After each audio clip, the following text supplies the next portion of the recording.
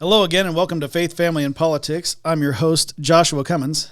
We're going to have a really big show today.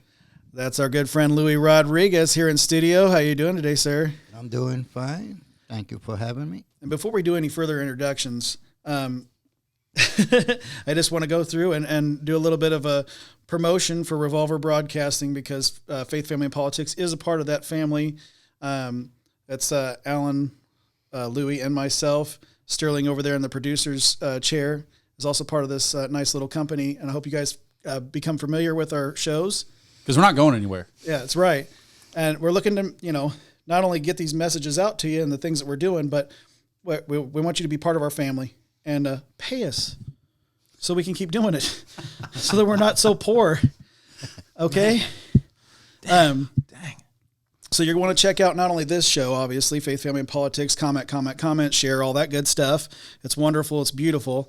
But then you're going to have to go over and check out this guy next to me, Alan McFarland's show, The Laughing Libertarian. How you doing today, sir? Great. And for 3 cents a day. You can help an Alan. That's true. Absolutely. Can help keep food in my fridge. by paying the electric bill. He's hungry. Yeah. It's gone up. And as I introduced before, Mr. Louis Rodriguez, he's got his show, Rodriguez Rants.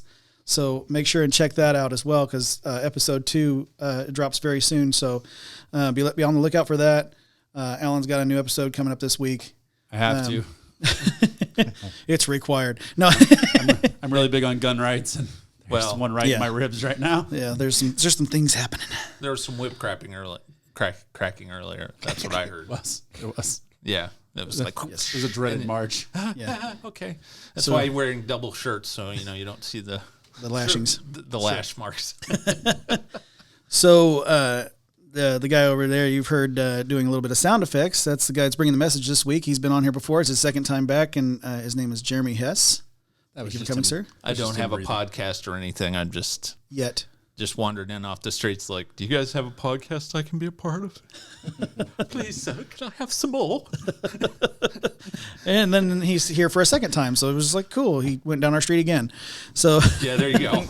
I wandered back. I was like, it wasn't bad the first time. So, maybe that guy was. Just a few flashings, yeah. Both times there were fresh cookies upstairs, so I don't know if that had played into it. Okay. Well, don't out me on that, all right? Our green room, my wife, Laura, has been They were providing really good cookies. I'm sorry. And she gave milk with them, so can't pass up on that. Your other job is Santa Claus, apparently. Milk and cookies, yeah. Yeah, I don't give any presents, though. I just eat the cookies. Well, your presence is enough. There you go. Oh, see? It is a present. That's swell. That's swell of you to say. Thanks. All right, Mr. Hess, you've got a message for us this week. What's your title? I do. Title I gave it was Fear Management. Fear Management. Yes. Like Batman? Well, he puts the fear into you. Oh, okay. I guess that is managing other people's fear, which is what the federal government. But we're getting ahead of ourselves here. Sorry. What I loved was he said it was the title I gave it. It wasn't the title it earned. No. And it's going to pay me back later. I'm just saying. Very socialist of you, sir. Yeah, I know. It's going to pay an interest, though. I'm just saying. Well, we're interested. It's in a food line. I had to, give it a little bit of help. And All right. Would you like to lead us in prayer? Let's do it. Cool. Dear Lord, we thank you for this day. We thank you for this time we have. We ask that your blessing would fall upon us. Your Holy Spirit would be with me as I bring forth the message tonight. And Lord, we just want to take a time right now to mention those who lost loved ones in Texas. We think of the students, families, and the family members of the teachers that lost their lives this week in a very tragic event. And Lord, we just want to pause and lift up those families who are dealing with some very tragic and sorrowful moments right now. And we know that it's going to be very difficult for a time. And we just ask that you be close beside those who are dealing with this loss, that you be with those students who have witnessed this and experienced this, Lord. You know the psychological effect that has on kids and on parents and on other adults, Lord, and I ask you would just be with each one. And so we just lift them up before you today and ask that your comfort and your strength would be with them. And So we just lift them up before you today, Lord. So again, we ask that you'd be with us as we go through this podcast, Lord, that you would give us the words to say, the wisdom to say them, and all we say and do, we just want to give you praise in your name. Amen. Amen. Amen. All right. So this week was reminded once again, fear is very much ever present in our society, in our world right now. And this is thoughts that I had before, so I kind of didn't really plan anything out. It was just more of, this is my thoughts that have accumulated over the last couple of years with the pandemic, with the rioting that we saw during the Year of Love, as other people have said, called it, and just witnessing. We've seen a couple shootings just recently, and I know I remember the first one I remember was the Columbine shooting, and what that meant. Seeing that, hearing about it, knowing that, I mean, there were probably other ones. That was the one that just stuck out the most in my mind. Yeah. And so I don't ever remember having that fear of, someone may be coming into our school. But it made you think about a lot of things. And as a kid, I think I probably did deal with some fear at that time, just thinking about, wow, there's people that could do the same thing. You just never know. And so, I think the other moment that really stuck out to me as far as feeling fear was right after 9/11, or when 9/11 happened. I was in the Marines at the time, stationed out in San Diego with the F-18 squadron. I was doing NBC training, which is nuclear, biological, chemical training, gas masks, and all that stuff.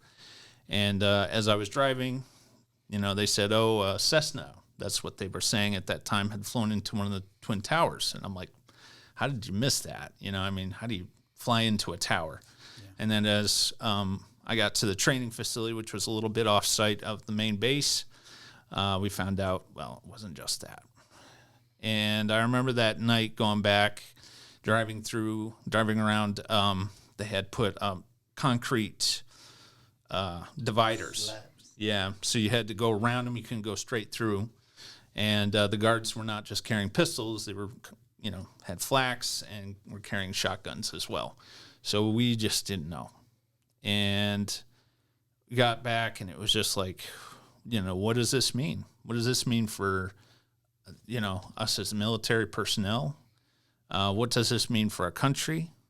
I had a journal entry. I wish I'd brought that with me, but and I remember reading that a couple of weeks ago, and just all that stuff came back. And it's not a natural fear. It's just like all the security you felt about our country just kind of evaporated in a very quick moment.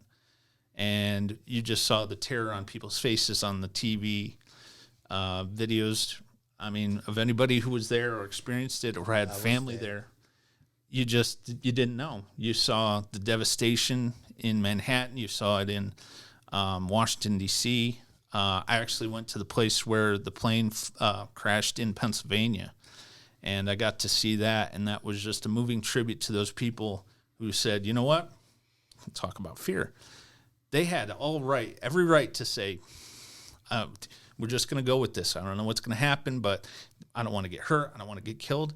They said, nope, we're going to do something about this, because they knew, someone found out, hey, they're crashing planes into places. I don't know where we're going, but it's going to be, we got to do something. And they managed that fear. I'm not saying they didn't feel fear, but they managed that enough to say, let's do something about this. And when you go to this memorial, I mean, it gives you chills just thinking about it. And not really a burial site, but they have a large stone, and it's a stone that's from Pennsylvania. Like, it's stone from Pennsylvania, and it's this, I forget how heavy it is, like a couple tons, over the site where the plane crashed.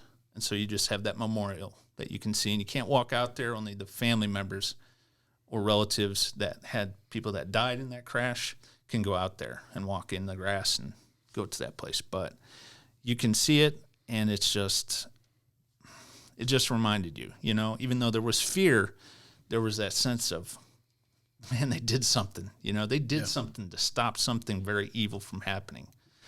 And my other thought was, we talk about it's Memorial Day weekend this weekend.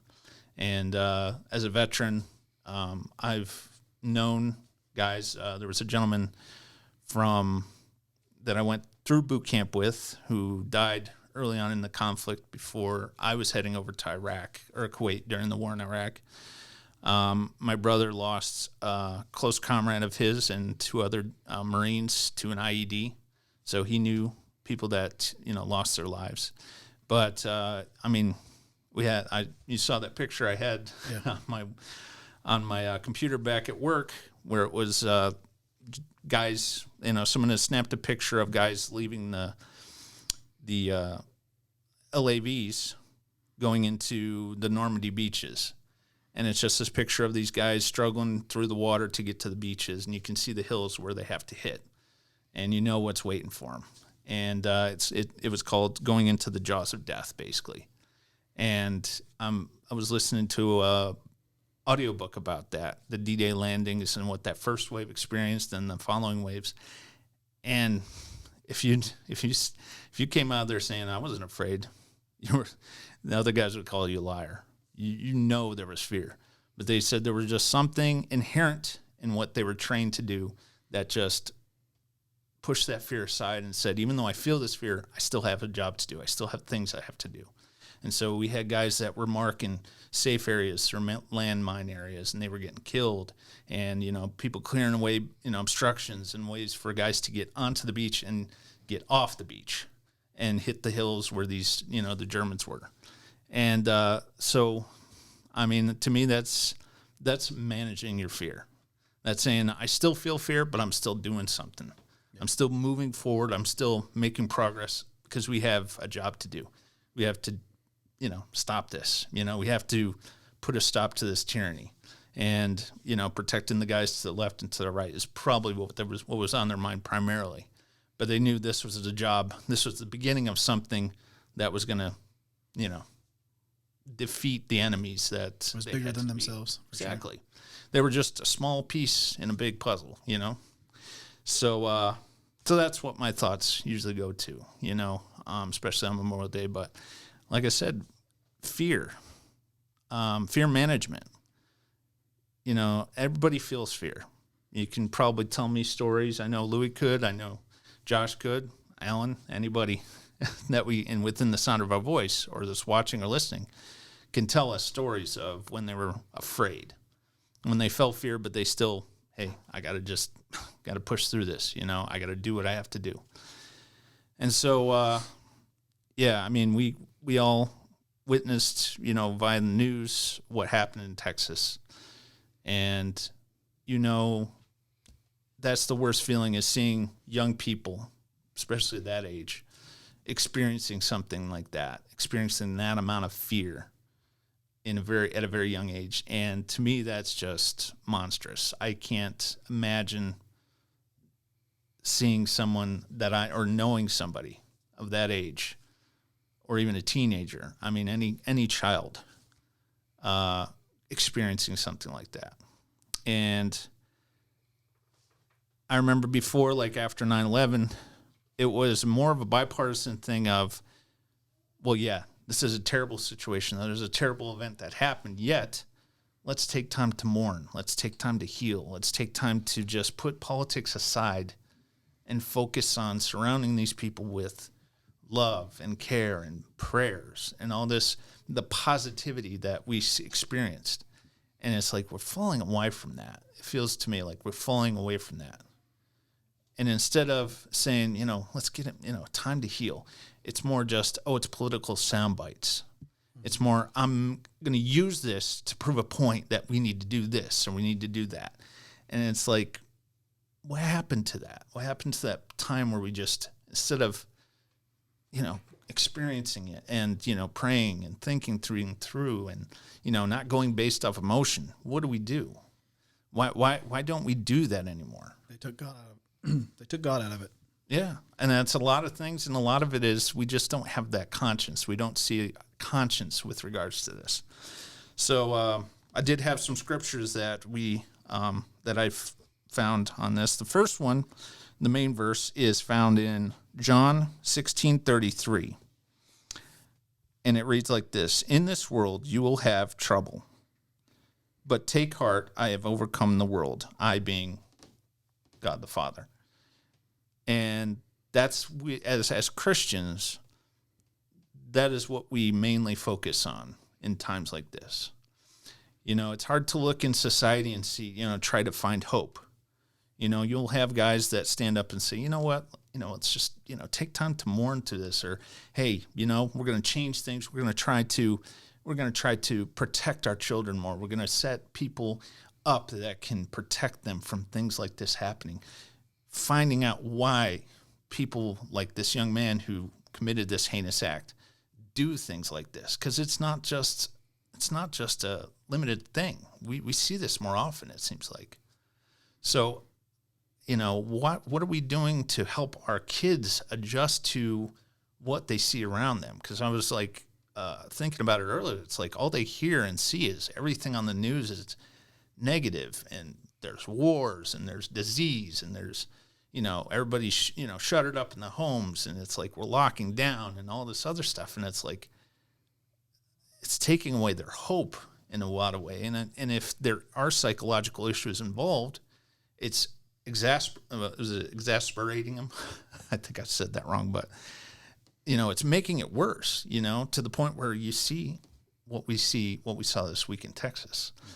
And it's like, what are we doing to help our kids adjust to that, or to find that positivity instead of just focusing on all the bad stuff that's happening around the world? Because that's a lot what we see in the news is pushed is all the bad stuff. We don't hear a lot of the good stuff. We just hear, oh, this person did this and against this person, and the violence. And, of course, the Depp Heard thing is, that's crazy, crazy story in and of itself. But it's like, wow, people are just doing some crazy stuff out there, And then you have all these, people going out there and virtue signaling, saying, oh, look, this is why we can't have guns and all this other stuff. And it's like, there's something deeper to that. There's something deeper than just that. And a lot of it has to do with what we're talking about, which is fear.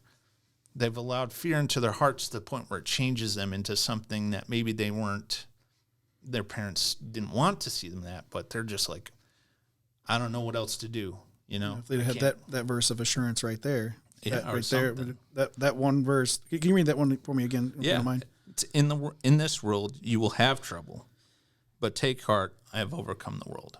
Right. So, like, if a young person hears that, just those assuring words right there, I think that would be a multitude right there. Or that at least God's open up some, or at least open up questions like, who is this God? What does God have to do with this? And of course, like you said, they're taking God out of schools and everything like that and saying, well, can't talk about that. It's like we can't even talk about the idea about that.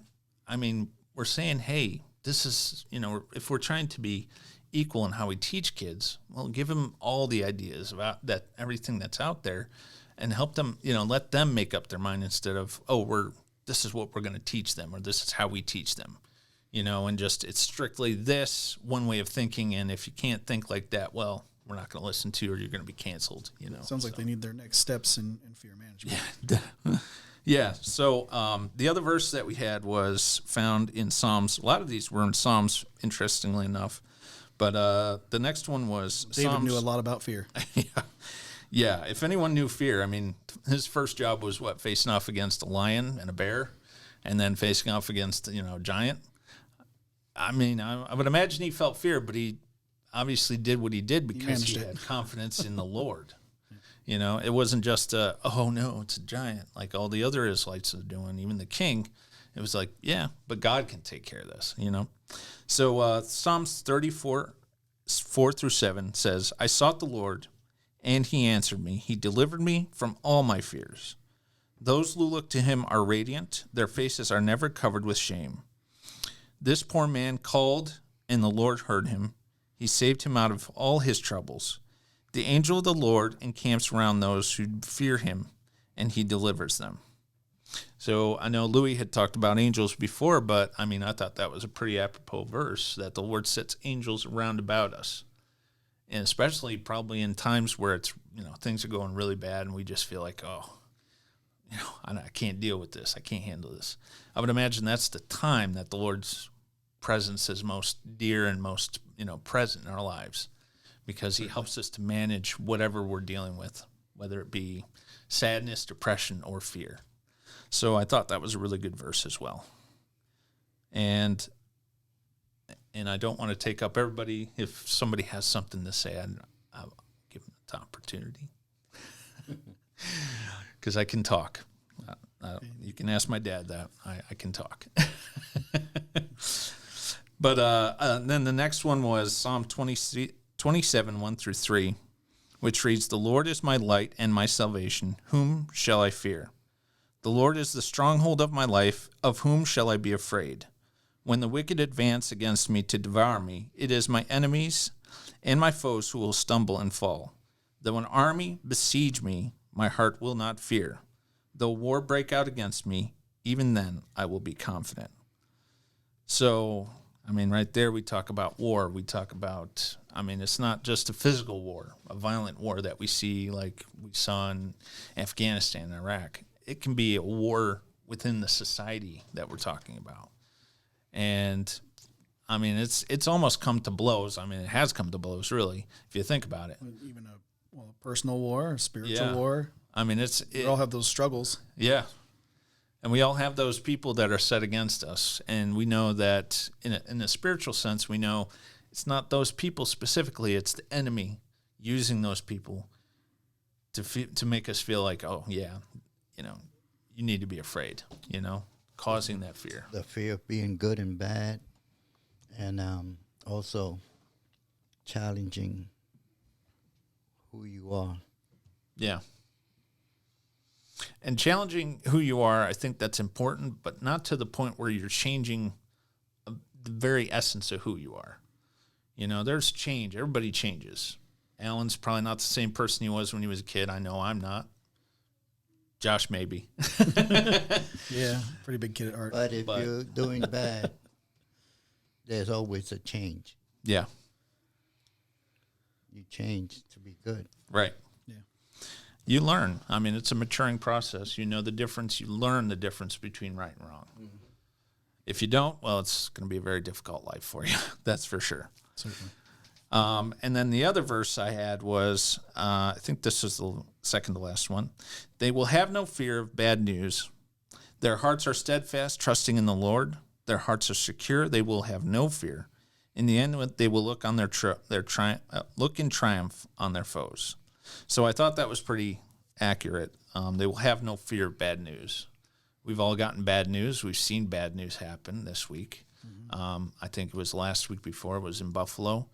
And obviously, like I said, going back to 9/11, that was devastating, not just to, a group of people.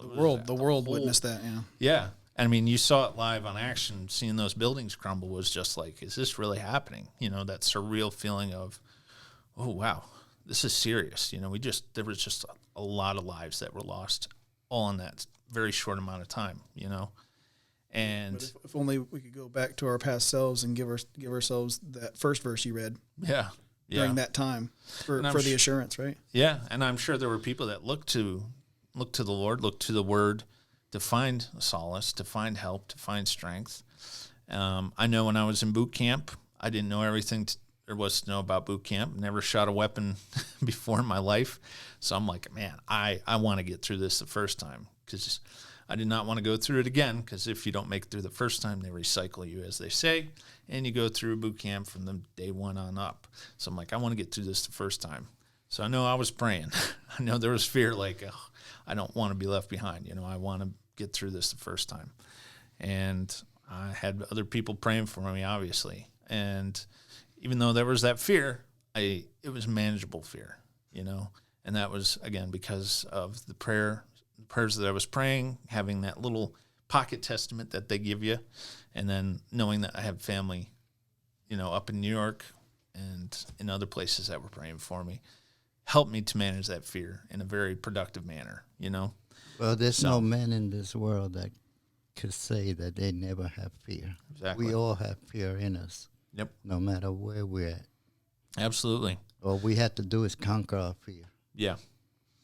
Yep. And sometimes it feels like you can't conquer that fear, or you can't manage that fear. There's and some those are the people times like that, yeah. And there are times where you buckle under that, or you just like fight through it, you know? And part of the training that you get in the military and the Marines, especially for guys that, you know, fought ground side, especially, you know, back in, you know, World War II, when those guys were hitting the beach, that was the first combat they'd seen, and they were going against an enemy that had been fighting for the last, you know, 3 years. So it was a battle-hardened enemy. These guys, it was the first time they'd faced combat, faced death, mortality. And they said at some point, a lot of these guys said that training kicked in, whether it was that drill instructor in their ear or drill sergeant in their ear saying, you get this, you do that. They had that in their head, like, well, yeah, I feel afraid right now, but I'm going to focus on what I need to do. And they said that training kicked in, and that was what saved their lives. And, you know, to me, that's like, you know, some of the stories I heard in this audiobook about D-Day. I mean, what they saw, what they witnessed firsthand, I mean, I can't imagine it, you know. And being there on 9/11, seeing those buildings crumble, can't imagine that. I see the videos, and I can imagine it, but it's just not the same as I was there. I saw that, you know. And I was a block away when that happened. Were you? I was watching them come down. I saw people even jump off the buildings trying to save themselves. Yeah. They had the fear of getting burned. Yeah. So they decided to jump instead of burning. Yeah. And like I said, that's just one of those decisions. I can't imagine that, you know, having that decision, you know. Mm-hmm. But I mean, again, that's managing fear. You knew it was death either way, and making that choice. This is what I'm going to do. So, yeah. And the final verse I had was Proverbs 1:7, which says, "The fear of the Lord is the beginning of knowledge, but fools despise wisdom and instruction." Now, this is interesting that we always heard about the fear of the Lord growing up, and I thought, wow, so I just got to be, you know, sitting here like worried about everything, like God's going to hit me with a hammer or something when I mess up. And this is the big difference between having unmanaged fear, or as I call it, unadulterated fear, or unmitigated fear, where it's total control of you, and you're just, you know, either you're running for your life, you know, feeling that fear. I can imagine that's, you know, you out-of-body experience. But there's a difference between that and fearing, you know, having an intelligent fear about something, having an common sense fear. I think that's what it is. Knowing, hey, I can mess with that scorpion or I can mess with that copperhead, but I know if I do, that thing's either going to stab me or bite me. So I'm just going to avoid that. Other than, you know, being that person, like you see a snake and like, and you start running away, you know, there's a difference, you know. And what I was taught about the fear of the Lord was having enough to know that he judges our actions wholly and without bias. He judges our actions. He knows our internal thoughts, what we go through. He knows what we've done. And there's no hate or malice. It's just he knows yes or no. You make it to heaven, or you're going to hell. Mm-hmm. And it breaks his heart, I know, to see people having to send people to hell. But that's the fear. You know, it's like, don't fear what men can do to the body. Fear what the enemy can do to your soul. You know, there's a difference between, well, I'm dead, and now I'm, you know, it's beyond that, beyond death, that we have to worry about. But knowing that the Lord is the perfect judge, he knows exactly what we've done in our lives. If we've asked, you know, we've had, you know, that time of forgiveness where we gave our life to the Lord and said, you know what, I know I'm going to make mistakes, but Lord, I'm going to trust you that you forgive me, that you're going to show me mercy and grace. That's where that fear comes from, knowing I don't want to be in that place where God says, you know, you didn't make it, sorry, and now I have to send you to a place I don't want to have to send you. And knowing that fear, that's where that fear is, not just, I'm afraid of everything I do and say and everything. You live like that, you're going to be like, no, I don't want to be this Christian. This Christian thing is crazy, man. I got to be afraid of every action, move I take, and every word I say. I got to ask for God forgiveness every 5 seconds, And I lived my life like that before, where it was just like unmanaged fear. Oh God, I'm sorry. I didn't mean to say that. I didn't mean it. It's like God knows, He does. And He knows your heart. Yeah. He knows what you're really feeling. Yeah. And if you're lying, He will know. And the thing is, we know that Jesus' blood covers our sins. Mm-hmm.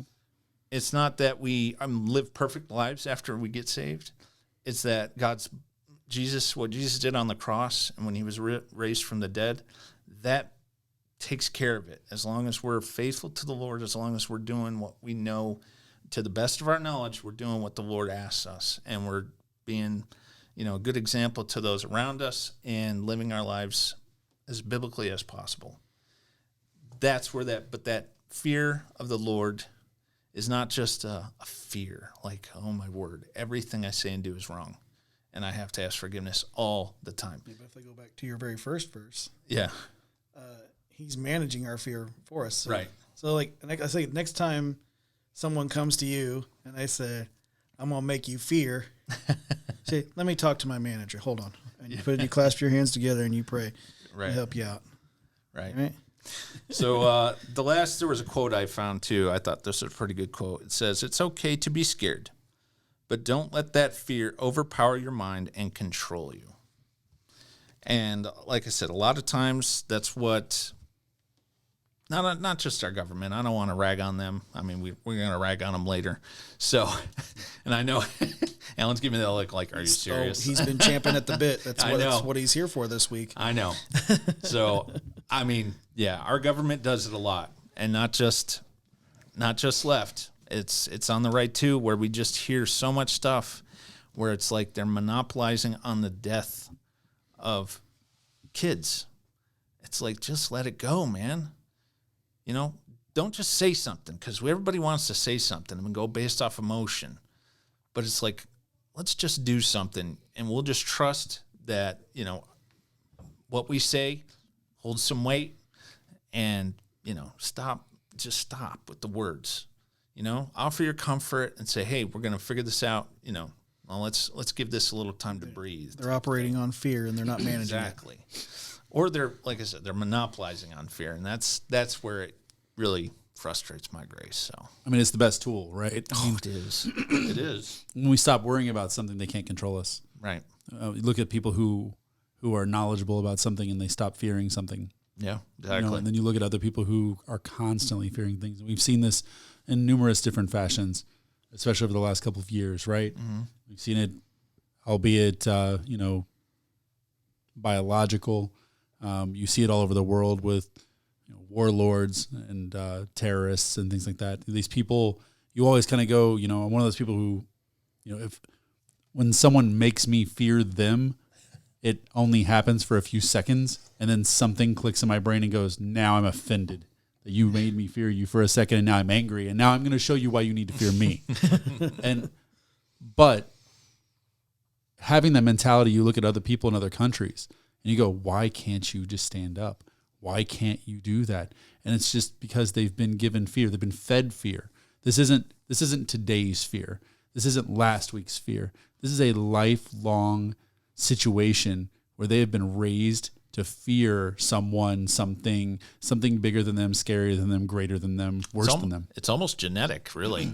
Right. Because when the most frustrating thing for me was when we watched what happened in Afghanistan. Now, I wasn't unrealistic. I had an idea we're going to pull out of there at some point. I knew it deep down in the marrow of my bone. I just knew we were going to pull out of Afghanistan, and I didn't know what was going to happen. I knew there was going to be infighting, and I knew the Taliban was going to do what it always does. But when we watched what we saw, the video footage of, just something that you see in movies, And then you just watched how these guys that have been trained to, hey, we're going to defend our country now against the Taliban, just melt away like, ice in the sun. And It was just like, it was painful to watch that. But it also, in a very sad way, it didn't shock me. Because like you said, it was just their mentality is, it's the Taliban. We can't fight against that. And that's what I don't understand. If you know death is inevitable, if you're on that plane and you know death is inevitable, if you're in that country and you're dealing with, ISIS, ISIS-K, Taliban, anything you're dealing with, and you understand that death is inevitable, then whom shall I fear? Yeah, there's nothing left to fear, right? Every day is the day you might die. Right. Every day is the day you might die. And because they're beheading people, they're killing people in the streets, they're stoning people, things like that. I'm not saying this is, I'm not stereotyping. I'm just saying this is what we see. I'm just saying if you wake up every day fearing and fearing and fearing and fearing and fearing, at what point do you go, okay, fine, I could have died yesterday, I could have died a week ago, I can die today, I could die next week, but I'm not going to let anyone else live in this fear. Psychological warfare. It's like the baby elephant that's tied to the tree at a small age. Right. Yeah, and then as it grows larger, it thinks that it has to stay there, right, out of fear, because it's been whipped and told that it can't pull away from this tree, and then it could pull it over, pull it out and without any trouble and upend it. And so one thing, and as you were talking about 9/11 and World War II and all these, and the people on the plane and so on and so forth, I was just thinking, like, I like to think that is truly an American characteristic.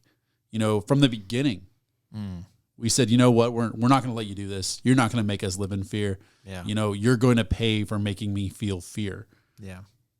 But we're starting to see people in our country kowtow. We're starting to see people go, oh, it's okay. I'm scared. I'm scared. Protect me. Safe space. Yeah. And it's so strange to see that, because this country has never been that way. No. Yeah, they've lost the rebel blood. Yeah. Fear is always there. You could go out, get blown up at any time, and it's going to be dynamite or mines out there that could kill you at any time. But fear also created heroes. I mean, I have to walk in your front yard. There's a lot of heroes that went out there. There's a lot of heroes that went out there with fear, but they still went and did what they had to do. Yeah.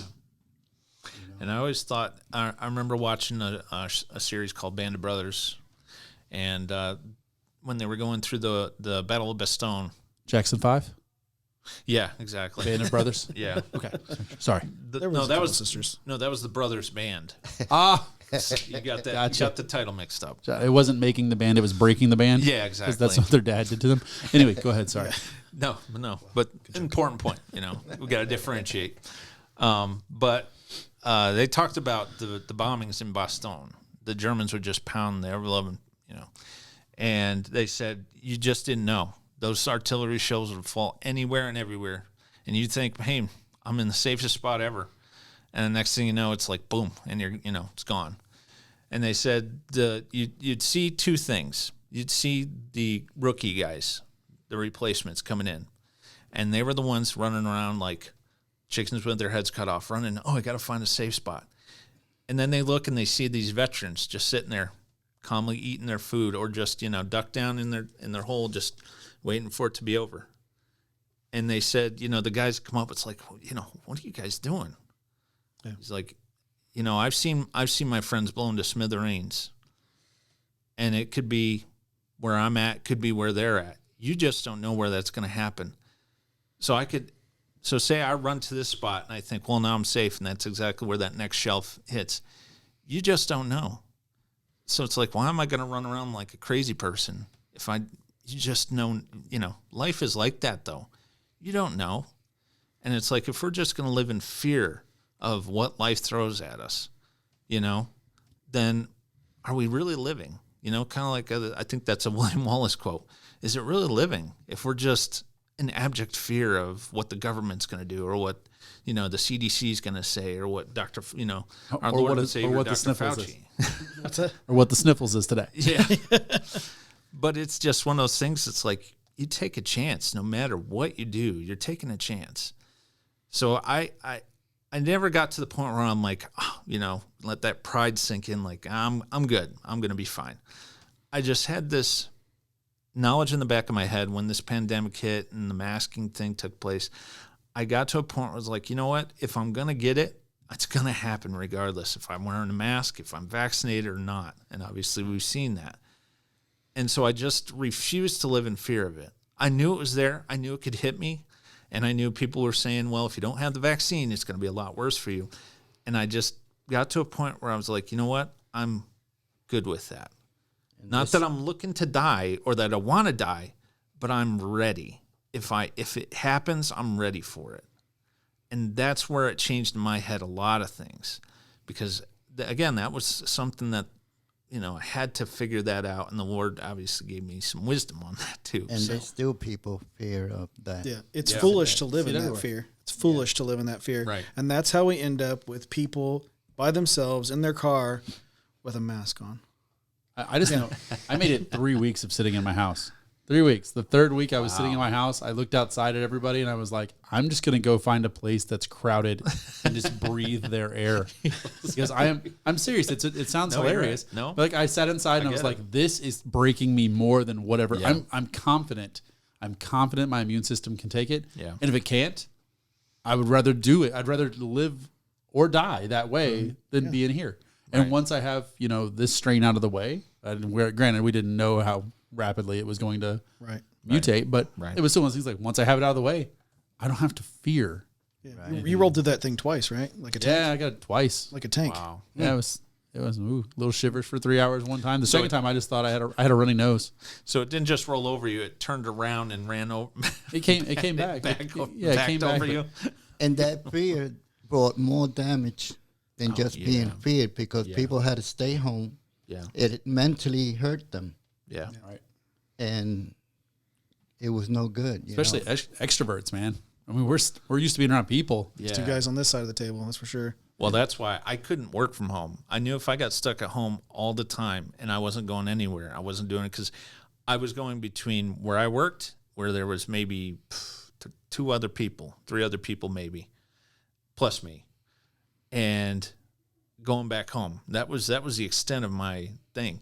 But I was still out, and I was still interacting with the people that were there, the 2 people that were there. And even just that little interaction was just enough to be like, okay, I can get through this. Because just me being stuck, I can be very reclusive. So I can get to that point where I just go out, go to work, go home, go work, go home. And that's not good. That's not good for me mentally. And like we talked about a little bit earlier, these kids are experiencing that whether they want to or not, because it's either the school system or the parents saying, nope, not going to happen. And then it's like, why are these kids, so, angry or frustrated or depressed? Back before it actually even kicked off, before COVID was a thing. And I remember discussing with one of my coworkers, because we had 3 of us in a little office. And it was no bigger than this studio. I mean it seemed maybe it was a little bigger, but 3 guys in one little place working all day long on computers, and we're cheek to cheek sometimes. It's felt like, but right. You guys are cozy.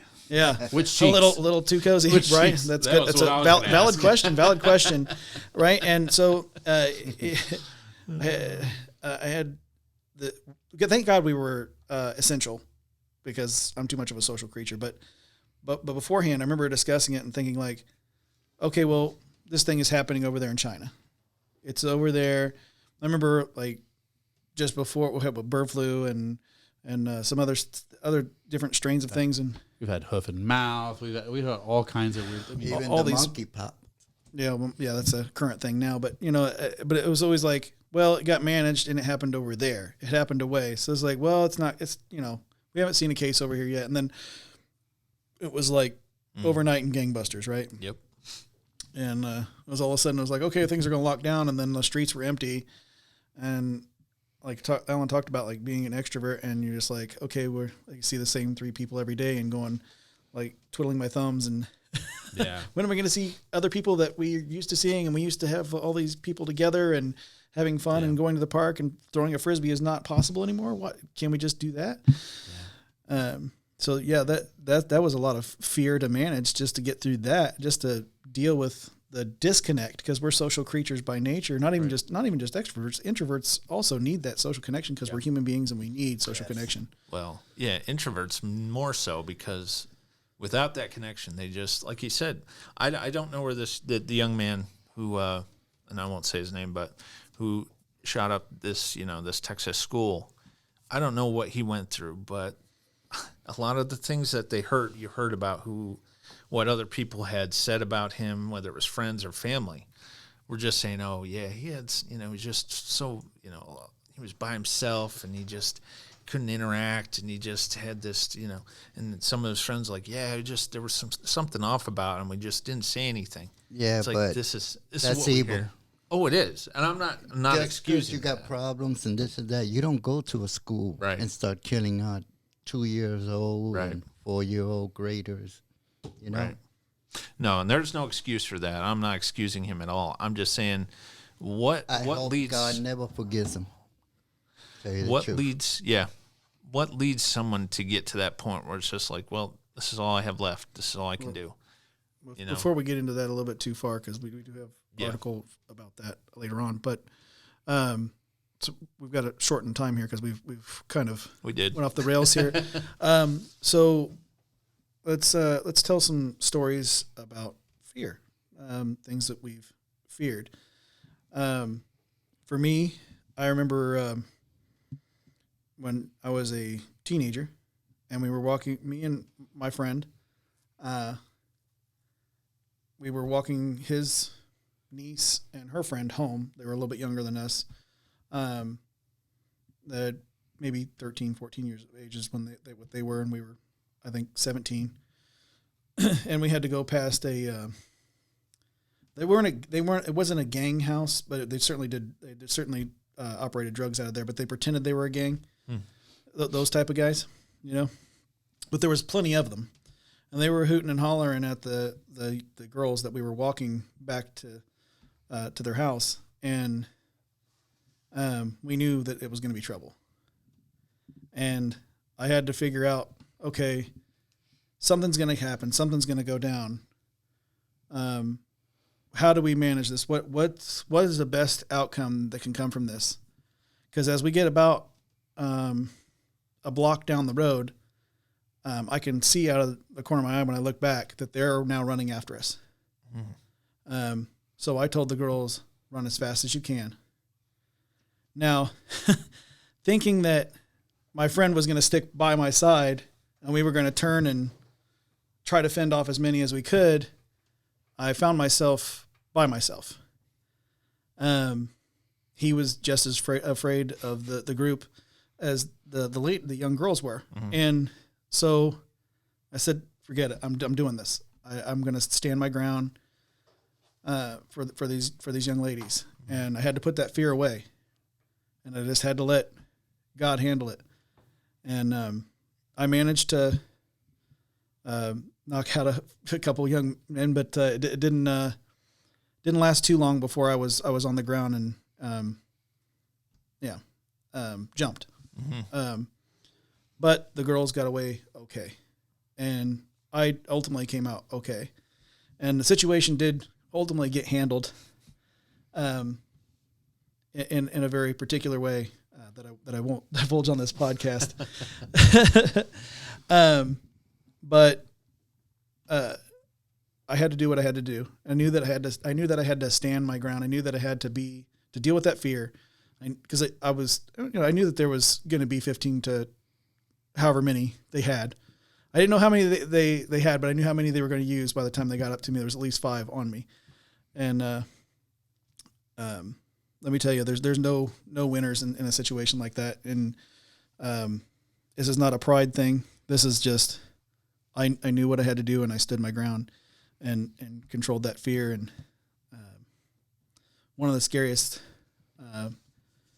moments, yeah, for sure. Because so it was like from that point on, anytime, because those situations come up a lot in a neighborhood, in particular kinds of neighborhoods, and the kind of neighborhood that I grew up in. Alan had similar situations happen, I'm sure. And so it was after that time, because before then, I always pretty well handle myself, but after that time, it was always like this little voice in the back of my head. If this situation rose again, it was like, am I going to find myself by myself again? Mm-hmm. And, but I learned to manage, because I actually, there a few years later, I did end up finding myself by myself again, because the fellas that I was hanging out with, you need to get some new and friends. I circled back to some good friends. So I'm glad to have guys like Alan back in my life, because we were friends as small children, and so that's been a blessing.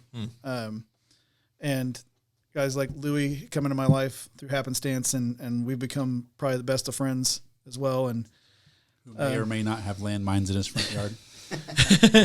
Yeah, we're not going to say. May or may not. And very large, very, very tall fences. Big, beautiful fences. But yeah, that helped me. These guys have been here, and Sterling, I got to thank you from behind the producer's desk. And I can't see your face from over here. He's hiding behind now. Because I got to thank You these called guys. I him got to out. take a moment to thank these guys for being in my life and helping me get over the fear of not starting this show, of actually dipping in and trial by fire, making me eat my own words and doing it. And so we managed that fear, and here we are. We're at episode 21, speaking with Jeremy Hess. Yeah. And we're doing it, man. Yeah. We are. Absolutely. Alan, you got a story about fear for us? Story about fear. There's Sterling over there. He's very intimidating. You got to watch out for Man, he has his fist in his other hand. You got to watch out for the quiet ones there. Right? You really do. You really do. He seems very stabby. There you go. As he clicks his pen. So fear. There's definitely instances of dealing with being outnumbered. There's definitely instances of like my heart falling out of rhythm. That was something, right? Yeah. But and at some point you just have to go, well, it is what it is, and we have to deal with it. But really, I think I hate to go this route, but when my daughter was little, she had, and apparently a lot of kids do this, when they feel pain, they hold their breath. Okay. And probably the most fearful I was, she was getting in the car. She was getting into my car. I went inside to grab something of hers. I heard her scream. I opened the door, and she's running toward me. She's little. She's maybe 2 or 3 years old. And she is running toward me as fast as she can. And as soon as she gets within inches of my hands, she just goes limp and falls into my hands. And I have no idea what's happened. Like literally I've been 10 feet away. Like she's right outside my door, getting in my car. And I'm just grabbing something for her, and I hear her scream, and she had shut her fingers in the door. Right. Yeah. And shut her fingers in the door, and she started holding her breath. And I had no idea. I turned my back for a moment, and I came back, and she's running toward me. And then suddenly, right as she gets to my hands, her body just drops, and she's out. She is completely out, and I'm freaking out because I don't know what happened to my kid. Like, what happened? Right. Did something hit her in the head? Right. Is she having something going on that's internal that we can't see? That's what's going on? Is she going to come to? And I just remember that panic. Like, I don't know what to do. I can't fix the situation. I'm used to fixing everything. I'm not used to being scared of anything, and I'm used to fixing everything. And this was something that was out of my hands, And so finally she kind of came to, and I immediately called the hospital. And I just remember, like, I like to pride myself as being on being a person that doesn't overreact and that manages my emotions and stays logical. That's kind of my whole shtick, right? But I just remember calling, and they said, "How are her hands?" And I was like, I don't care about her hands. We can figure that out. Like, what happened to her neurologically that causes this problem? Like, I need to come in. We need to get a scan. We need to figure this out. They're like, how are her hands? And I'm like, you guys are morons. Is there someone there with a PhD who can talk to me? Because I don't care about her hands right now. And they're like, look, honestly, at the end of the day, this happens to a lot of kids. But it was just being able to like break through that fear and just analyze it, figure it out, finally push the emotions down and realize that I was being actually illogical. I wouldn't necessarily say that was me fighting through my fear. I don't think so. I think that was me just learning. But you know, there are very few times I can think where I was that I was actually fearful, that I was actually scared. And it's not big tough guy show here. This isn't that at all. No. Right. It's just I process that differently. Right. But that was one moment that will always stick with me where I was literally scared. Because I mean, for my life is one thing, but that's just my responsibility for her is way more valuable to me than my own life. Right. Yeah. Okay, I'm over my I'm over telling people my weaknesses. Got one for us, Louis? I know he does. I had quite a few fears. One of them was when my kid was crossing the street. He was with his two big sisters, but he decided to run out in the streets and a car hit him. The wheel caught him, dragged him half a block, and he's laying there looking at me like, Daddy, and hopeless. I thought he was going to die. My fear was that he was going to die, and I prayed to God, please don't let him die, please. And I was so mad that he got hit. I was just yelling out, who hit him? Who hit him? Because I wanted to attack the person who did it. You know, but nobody was saying, they didn't dare say who it was because they knew what I was going to do. Yeah. And I was in fear of that kid, of dying. But I'm glad that he survived and came out all right. And that was one of my fears. Another of my fears was, I'm coming home from work. I get off the bus. I'm walking down the street, and I see these two guys grab this Mexican guy. They put his coat over his head, and they dragged him into this abandoned building. One of them was standing there like he had a gun, and I'm looking at him. They both went into the abandoned building. I ran towards the end where they was an opening. I'm standing there, and I'm telling God, please help me. I was scared to go in there. But I was saying, God, help me. What could I do to help this guy out? And I guess he put it in my mind to say, and I yelled out, police. There's the police. I'm coming in. And when I went in, they ran. I grabbed the guy. I pushed him out and saved him from maybe getting killed or worse.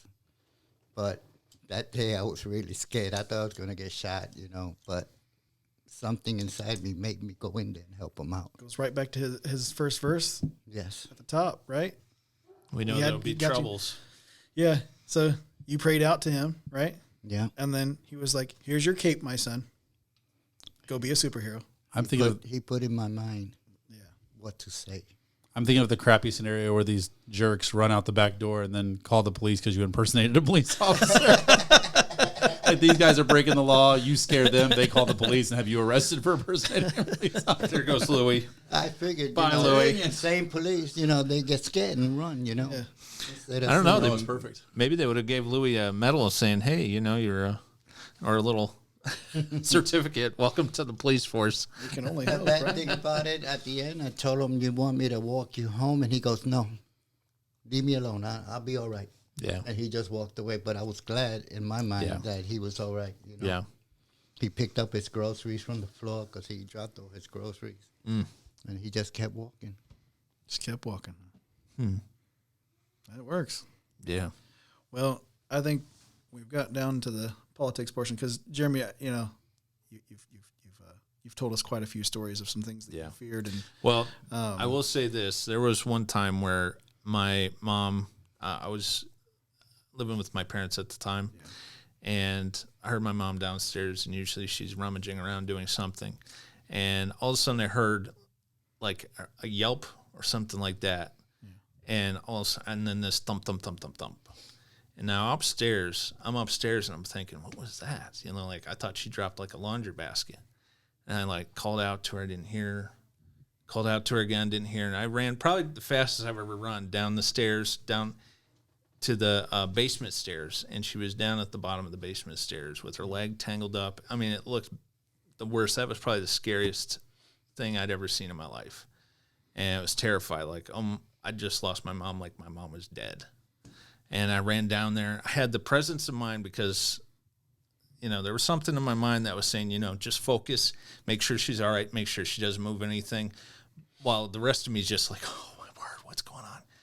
And, it was a God thing because she didn't break a bone.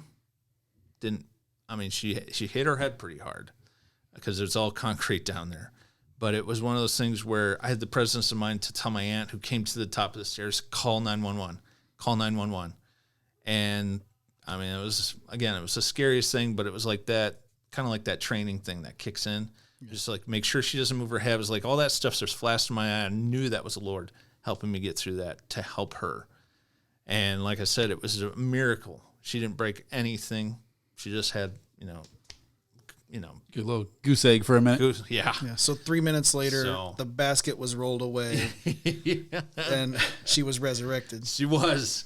But it was like, and the worst thing she was worried about, it's like, oh, my basement floor is filthy. And all these. Well, she cleaned some of it. Well, she did. But she was more worried that they were going to see the dust on the basement floor than she was. Oh, my head. And no, she's like, oh, this. I'm like, I'm not. Yeah. It's going to be okay, Mom. That's a woman. So, But it was like one of those moments where it was like, okay, it was like, okay, I feel she's going to be okay now because she's more worried about it. Right. She had her wits about her. But that was a God thing. Like God got me through the, presence of mind and all that. So I just had to tell that story because I think it's a good one. Yeah. For our first story this week, going into the politics portion, we're going to bring some levity because this story was found by my wife earlier this week, and I laughed so hard reading just the headline. I had tears coming out of my eyes.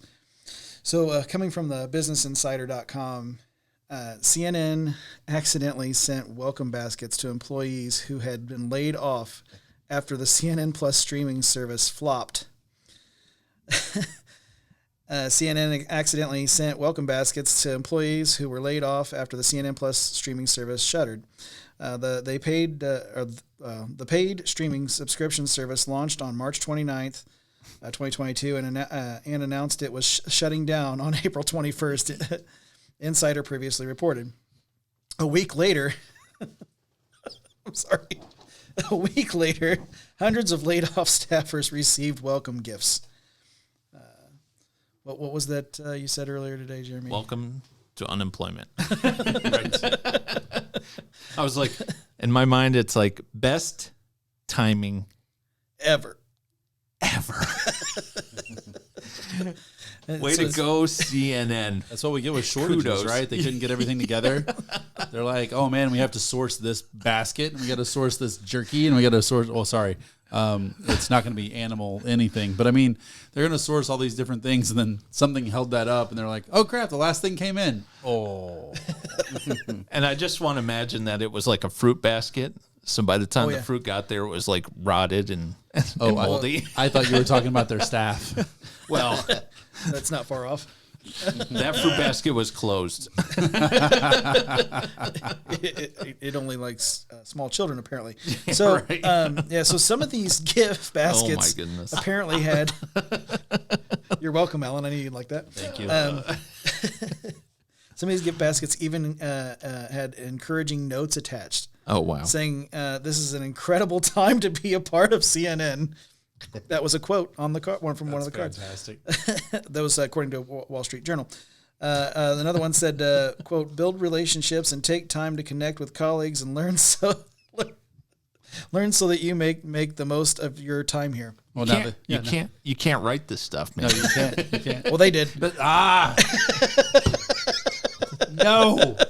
They wrote themselves out of it. And now say your line again. Line. Say your line. Welcome. No. They can't write this stuff, man. They can't write this stuff. But they did. Hey, man, you're clever, Alan. You're so clever.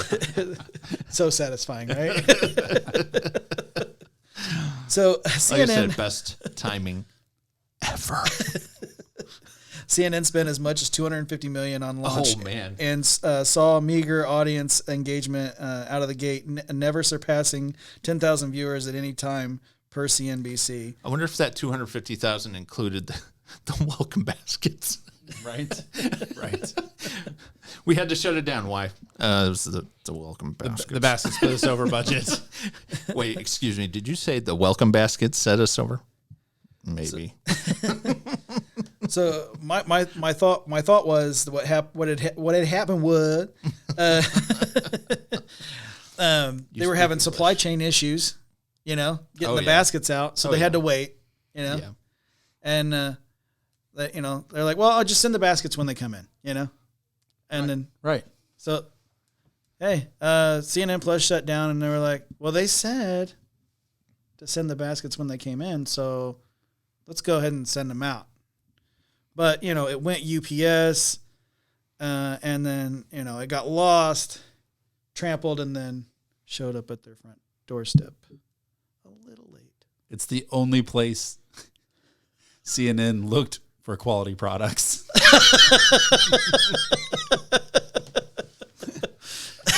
So now they're just a bunch of basket cases, Yes. sadly. Unemployed basket cases. No, that was Wow. great. I remember when you sent that to me, I was dying laughing. You sent it to me, I was driving, and I'm one of those horrible people. I'm like, oh, ding, something from Josh. This is juicy.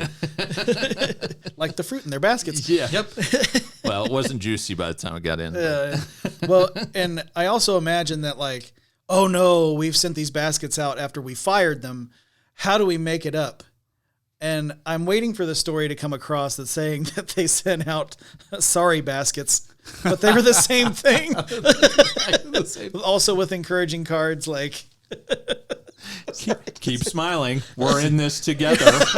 CNN takes out loan for $300 to produce baskets. CNN is here for you. best Timing. ever. Wow. What do you think, Louis? What? He's so lost. He can't even say anything. It's like, No words. what can you say? Part of life. Part of life That's- is that's getting a what- basket after you're unemployed from a job. Well, that was one of the cards. Oh, that's life. Now Signed, they're hanging Louis. out in the unemployment line with their baskets, Right. making split. They're probably doing. It's just bread. Grabbing the bananas and making banana splits. Oh, my word. It's just bread and soup. It's just bread and soup. But it's not even real soup. It's like powdered stuff. That you nice. just add water. Foraged. It's all just foraged. Oh my gosh. Oh man. At least they send us Aquafina water. Isn't this stuff like 0.09% salt, so they're going to get more thirsty anyway? Just to man. torture us with this rotten fruit and Aquafina. Yeah, it's great. What was his name that left Fox Street? I mean Fox. Fox Street. Fox. Oh, he left Fox News Yeah. and went over to Chris CNN. Wallace. Yes. Chris Could you Wallace. imagine him in the unemployment line telling the lady, I left on a Fox to go to CNN and got fired. He said, I could see Because the of same- our stellar economy that we have right now under Joe Biden. You're welcome. former Vice President Joe Biden. No, I do imagine that, Louis. I imagine him standing in the unemployment line, like trying to tell everybody like he's a crazy person. Honestly, last year, or a couple years ago, I was moderating the presidential debate. It really happened. I left Fox for CNN and all I got was this stupid basket. It's probably on a T-shirt, And he's wearing the basket on his head. and it's not even screen print. Just No, it's just that crappy iron-on vinyl. That I was thinking it was just marker. Marker on a white tee. I thought I was going to be something great in that show. But it just went. I wonder if it had like those Oh, miniature goodness. bottle of alcohol. So he's just sitting there like, I'm gonna be fine. I'm gonna be fine. it's never enough. There's always, hey, if you're looking for a place to scoop trash, there's always MSNBC. So Oh, there you go. Jen Psaki will gladly move over. There you go. Go on over there, Chris Wallace. I'm sure that they'll give you a job. You have to walk on there and say, "Hey, you see this? You see this color? I hate it. I got a job now." Eat that, mother trucker. Nice save. This is a family show. Okay, so I like that you think so. Yeah. No, I'm joking. So our second article this week, slightly less levity, but I agree with it. So comes from comes from the Independent. Reading: San Francisco Archbishop defies Pope's advice by banning Pelosi from receiving communion. San Francisco's Archbishop has defied the Pope's advice by banning Nancy Pelosi from receiving communion over her support of abortion rights. Our Archbishop Salvatore Cordileone announced the action against the House Speaker, who is a lifelong Catholic, after her vote in Congress to codify the Roe v. Wade amid the Supreme Court controversy. Well, if she wasn't a lifelong Catholic and her parents weren't either, there's a good chance she could have been aborted to begin with. A long time ago. Talk about managing fear. We would have thanked God for it, too.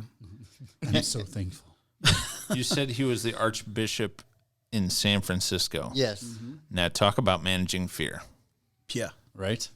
That takes a brave man to stay there, especially a Catholic. Well, that's his right. Wow. Yeah, no. Yeah, I mean, his hey, job. that's, again, managing fear. I imagine he's got a lot of people out there that are against him. Obviously, Nancy Pelosi is, if she can remember that. But Brave man. It's Archbishop Salvatore Cordileone. Sounds like that kind of name, that invokes in my brain like mafia boss. But hey, if you can tell. he's part of the family. You don't mess with the family. You don't get communion. I mean, it couldn't be that bad there. I mean, I'm not saying this, but it used to be the left's opinion to, tear apart anyone of the Catholic faith because, priests were supposedly pedophiles. Mm. But now the left is full of pedophiles, so it's open arms for everyone. I mean, now all of the left, everyone on the left is now Catholic by their own stereotype. Well, that means everyone in Hollywood is Catholic then. That's true. Well, not everyone, but large portion. Not far off. No. Yeah. But they got to get gluten-free Jesus. Yeah. Another one should be Whoopi. She should be not get have compassion either. Oh well. She's against the Pope. She had said on The View this week, she said, "It's not your job, man." That's what she told the Archbishop. Actually is. It's kind of his only job is to tell people exactly what they can and cannot do, as there is a hierarchy within the church. Well, he's not just a bishop. He's the Archbishop. So I think he's got some say in what things can and can't be done. That woman keeps throwing out in a what do you call it?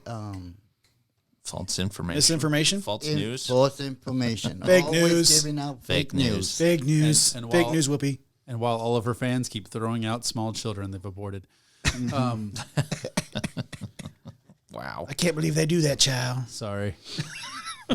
Hey, I try to find the middle ground between my show and your show occasionally. Yeah. It's my body, and I do what I want with my body. It's true. Just keep it over there, Whoopi. Well, she's a sister, and she has to act. So, there we go. Okay. Thank you, Seattle. Good night. I'm joking. She would have to get in the habit of that. Oh, yeah. There you go. Two. Yeah. Two. Yeah, we liked acting Whoopi. We don't we don't like Whoopi as herself. Well, she did play a hyena. I think that's kind of ironic. I'm sorry. Alan nearly lost his water. He did. I'm sorry. Is it in your nose still? It's okay. Your sinus is moisturized now. They're fantastic. All right. Best timing. You just cleaned out all that pollen we've been getting. Best timing ever. I feel reinvigorated, guys. Thanks. You got to lower that last part. That ever. That's what you do. It's my high-pitched nasally voice. Yeah. What do you want from me? Best timing ever. That was in stereo.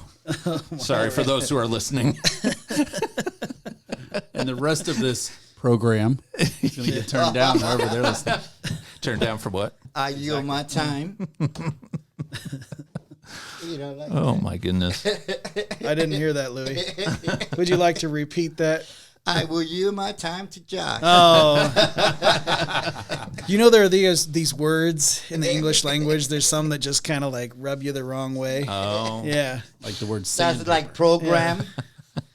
Like program. program. Yeah, Progressive. yeah. Well, that rubs us all the wrong way. I just don't want them to rub me. Well, you're too old. Oh. I like it. I like it. Oh. That's getting a fist bump there. That's getting a fist bump there. Josh is anyways. uncomfortable. But the word His yield. cheeks are turning red. Wow. Yes, because it's sorry. one of those like, it crawls right up underneath the skin cells and just like sandpaper. Right. It rubs me the wrong way. It really does. I don't know if it's just like because I hate seeing it in traffic. Yield sign. Do I stop or do I go or do I slow down? What is this thing? What is this? What does this triangle sign mean? I just want to see get it. four-way yield. Yeah, That's what a roundabout is. It's a four-way yield. yeah, four-way. That sounds like a four-way pile-up to me. It's Right. made by the devil himself. I'm convinced. That's why they got roundabouts. Yeah, the roundabouts were constructed by the devil himself. I'm convinced. I'm telling you. This is an absolute truth. Avoid Carmel. Sorry. For those who don't know, Carmel is the roundabout capital of Indianapolis and Indiana. I hate I it. maybe think the it, United I was gonna States. say, I think it might be the roundabout capital of the United US. States. Carmel, Indiana. Yeah. I don't know who invented them, but The devil. I just told you. I love them, guys. Well, you've been voted out. I know. And I just don't like the fact. I don't like them using my tax dollars for them, but I love them. You are the minority in this group on that. They're like, let's put some fancy Hey. flowers in the middle. I'm like, no. Now that he's a minority, he can get free stuff, right? Oh, yeah. Yeah, definitely. I Like free roundabouts. 3 roundabouts, all of them. I want one at the end of my driveway. They're gonna give you a Lego playset, and it's just roundabouts with cars. It's like, oh, yep, that with a roundabout fountain didn't in work. the middle. Oh wow! Oh, I don't know how we got from communion to this, but Here we are.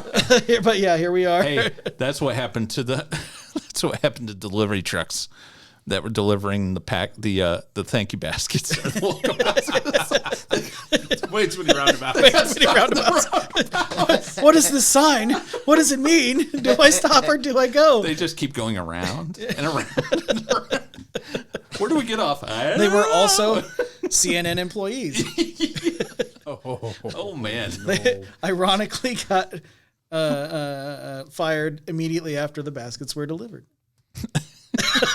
I like it. I like it. In this economy, That's fantastic though. That is. You know what I don't like about this?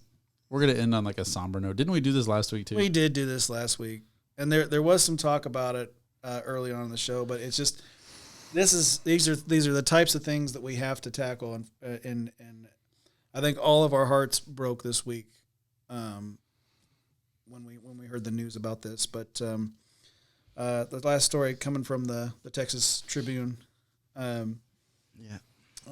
Governor Gregg Abbott says he was misled about poor police response to, I don't know how to say it correctly, Uvalde shooting? Uvalde. Uvalde. Uvalde. Yeah. Uvalde shooting. Quote, I am livid about what happened, the governor said at a tense press conference in Uvalde. Quote, the information I was given turned out in part to be inaccurate, and I am absolutely livid about that. Now, he was given information that these police officers, when they got there, they immediately went in. That's not what happened. When they responded, they got there, and they were outside for, I think, the time Quite a while, yeah. They said I heard an hour. An hour. Yeah, so 45 minutes to an hour. 45 minutes to an hour. With the parents yelling to the officers to get in there. Right. That was the part that hit me the hardest. They also said that he barricaded himself in there, and when some police officers went in, they got shot up, and they came right back out. So I don't know how true that was, but I mean, I understand attempting to establish a perimeter. I get that, but there wasn't a time, or that was not the time nor the place to establish a perimeter. You're going into an active shooter situation where children's lives are on the line, and on the other end of that, I mean, again, this is not sticking up for them, but I'm saying, like, I would like to think that they were doing their best because that's a very small community. And a lot of those people, a lot of those officers had children, family members, of course, in there. So you'd think they would do their best. But I mean, oh my gosh, an hour? Yeah. With parents there. It seems to me that they let the fear. They did not manage their fear properly. Did not manage their fear properly. Or their time. And my thing is, it's like, we want to talk about, what the left likes to push, which is defunding police. That they want to put it on, guns. Oh, it's a gun subject again. And it's like, we're missing the mark on that big time. If we care about our children, which I'm not saying they don't care, or those police officers didn't care, but it's like there's got to be a level of training, like in the military, where training kicks in and overrides your fear or whatever whatever they're trying to, like, set up a perimeter, do it quickly, get in there. You're putting your life on the line, yes, but you're doing something that you're being paid to do. You're doing something you're trained to do. And you're wearing the proper gear to do it. Yeah. And these are kids, young kids. Defenseless. Yes. Yeah. You saw, look, Biden gave $40,000 to the Ukraine, but yet he don't give no money to defund these schools, to put police officers in there to protect these kids. It's really ridiculous. It's unbelievable what's going on out here. Yeah. The left says to act, right? Mm-hmm. That's their big shtick this week, right? It was like, we need to act. These 14 children died and these 2 teachers died. And it's in vain if we don't act. By taking away rights from all the good citizens out there? No. We need a solution that works for everybody. This has been said many times, and I'm sure you're gonna hear it from here too, because it is the best solution. If a kid, this young man who wore a dress for some reason, went into this school because it said gun-free zone, plain and simple. Easy. Yeah. Easy. I mean, easy pickings is good pickings, right? I like a sign that no says protection. I can do whatever I want. I mean, I would rather schools have a sign that says something along the lines of employees are armed and trained to use their weapons. I mean, that's exactly. Even if there's no one in there with a gun, there could be that day. There might not be. Who wants to roll the dice on that though? Right. There's a reason that when you get that little seed in their head, that seed of doubt in their head, like, if I walk in here, I may not even get a chance to shoot anybody. I may be dead the moment I breach those doors. Someone's going to be like, that's it, I'm dead. You get that seed, they're going to think twice. That's why they're... Go ahead. And how could those doors be open? That door be open, Exactly. They should have been closed. I don't understand that either. To the point we were talking about, I mean, that's why we see in cities where guns are legal, we see less people be victims of armed robbery. Because there's that, I'm going to steal something from you. I'm going to pull a gun on you and steal your wallet. Well, you can do that in Chicago because the law-abiding citizens don't have guns. Right. But you can't do that here. There's a good chance that when they go to pull their wallet, they pull a gun as well. So I mean, same thing. What we're saying is, you take down the signs that say gun-free zone. You put up a sign that says, employees are armed and trained to use their weapons. Sidearms. Even if they're not, it still says there's a potential that you're not going to make it. Right. There's a potential you don't get a chance to do what you want to do. It's a wondering that this is Texas, where you could buy a gun at any time, and mostly everybody's armed there. What happened to those teachers? Why they didn't have a gun with them? That's anything like that. So that is what I'm talking about right there, Louis. That's the question. Teachers who want to, because I know that there's some teachers that are not going to want to, and that's fine.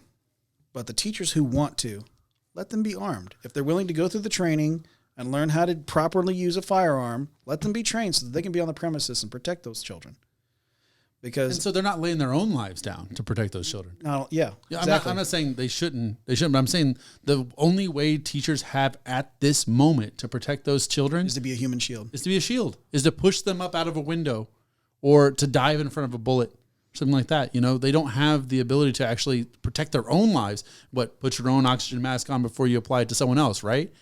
Why aren't they harmed? I mean, well, and you got to think 10 minutes is too long to wait for help to come.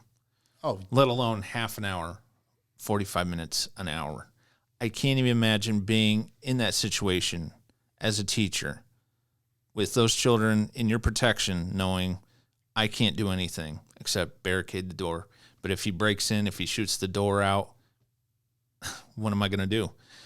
And instead, you got to wait on a police force that took an hour to finally get in there and actually put this guy down.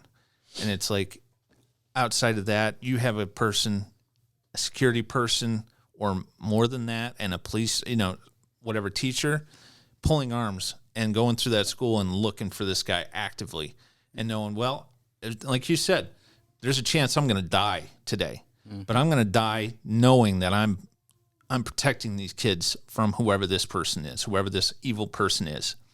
And knowing that, I would rather be that teacher or that security personnel knowing I have some way of protecting these kids and answering this instead of waiting on somebody for an hour to finally get in there and take care of this thing. At the very least, a preventative measure is to have landmines. Well, that's Louie's way of doing there you things. Go. But I mean, you could use CNN Plus gift baskets. That definitely will stop them at the door for sure. That definitely stops everything. But no funny feeling. These kids, they ain't having a chance to grow up to be whatever they want to be, doctors, nurses, whatever. Their life was just ended there.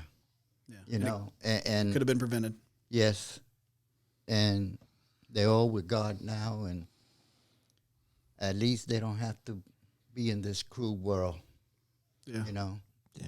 And they're going to be angels now with the God. Yeah. They'll be with God for sure.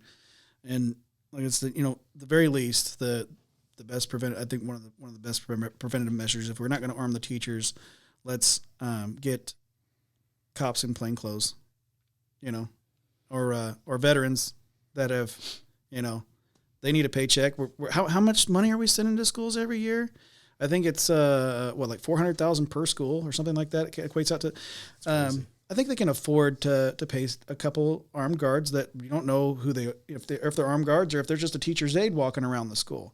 The kids don't know the difference, right? And neither would any potential shooters. I saw someone post on Twitter the other day, and I'm sorry I didn't gather this because I didn't. It was before we talked about this. Yeah. He showed a picture of the veteran who hangs out in the office at his daughter's high school every day with his AR slung across his shoulder in plain clothes, but with his AR. Oh, I've seen that. And he said, I'm so thankful that he comes to work every single day and protects our kids, at our school that's gated and has a fence all the way around it and it's protected. But just knowing if someone does breach that, they have to deal with him, a combat trained, war hardened veteran who is going to do everything he possibly can to protect our children. Right.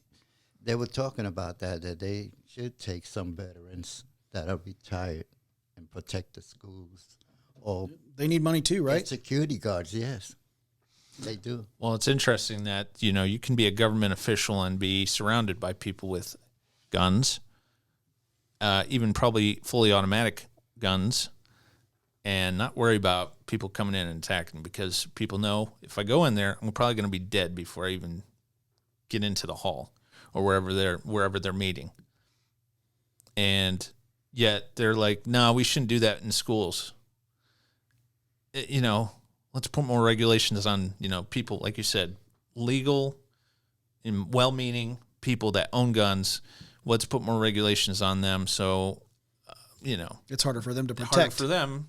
And yet criminals, obviously, they're just going to ignore all that. What are you talking about? When you make drugs illegal, drugs go away. When you make abortion illegal, abortion goes away. Right. When you make guns illegal, they're just going to go away. That's what we keep seeing. Yeah. Well, I think that we can bring this one to a close. Now, I just want to say before we go, here at Revolver Broadcasting, our baskets won't go out too late. So you got to keep us in business. We got to be able to keep doing this every week. So only because we have to make the baskets for ourselves. He's got a sweatshop down here he's not telling you about. Don't tell people that because they'll believe it. But I was kind of hoping for welcome to unemployment basket. So, well, then go work for CNN Plus. There you go. It'll happen overnight. So, well, not the baskets. No, maybe 2 weeks after, at least. They're stuck in the roundabout still. Right. Still. All right. So I've been your host this week. Once again, the hostess. Host again this week. Just make sure. I'll correct it if I said it wrong. I don't know if I misspoke or not. No, that was just Alan. Just Alan. His hearing's off. Oh, forgot to turn his hearing aid up. He's got to yield his time back to me. Should he stop or should he go? I don't know. Yeah. He's still in the roundabout. Sure. He's the one that had your basket. Yeah, there you go. Okay. That's the problem. So I have been your host of Faith, Family, and Politics, Joshua Cummins.